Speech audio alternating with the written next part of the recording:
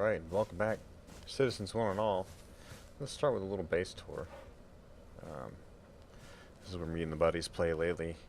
Full brick house. Took a long time to build. Brick is such a pain. The fort walls are also a pain. The gate, I love how the gate works. Opens inward. The fort wall themselves, each piece is 50 wood, 10 rope, and we made a pretty big compound here. This probably took 2 or 3 days worth of farming and building, but then we have all like the odds and ends outside, the wagons, everything that we'd need, the mines. You guys have seen some of this on stream and otherwise. But let's go on in and check the house out. I don't think we've ever really done a good walkthrough, but the bulk of all the workshop stuff is downstairs. We have some beds down here still, but we're working on moving everything up. This I have to have my buddy move back because I can't move it, but I was just finishing up the windows. Ooh, we missed one. Oh well. But be careful when you put them up too, because if you face them like this, that's technically the outside, and you'll get that weird shiny effect. Unless you like that, but then you can't see out of it, so at least not well. I've done that a few times by accident. But let's go upstairs. Next up is the storeroom. A little overlook there. It's nice. So second floor storeroom.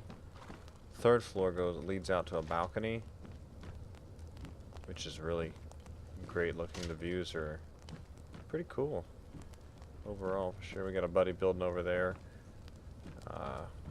We have one guy that likes small living. Then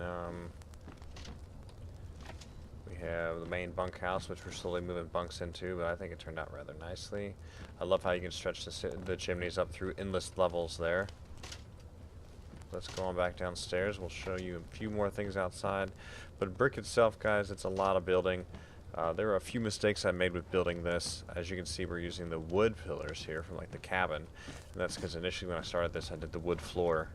But so if I were to redo it, it'd be that much more expensive because the roof, each roof tile is 15 iron bars and like 10 planks. So I mean, it adds up. It adds up really quick. Let's go ahead and step outside a minute. Love that new auto sort or auto stack and sort feature. We also built a little prison, which we had one of our other team members happily take up. So again, with the brick as well, you can build a prison. You can do the small prison windows or the bigger prison windows. It's pretty cool. And you can even do like the jail roof and everything. So it looks really neat overall. So here's his prison. Pretty simple. He gets safe though. I guess he's lucky. But yeah, guys, really enjoyed building this base. The walls, I would say the fort walls themselves aren't entirely necessary. They do not stop bandits from clipping through at this point in time. The fort walls would be more useful on a PvP server, but even then, if you were facetious enough, you can get in pretty easily. But I think the log cabin is nice, but I like the brick a lot better. So, but it depends on what you like, and I would think that brick eventually will have further durability and whatnot.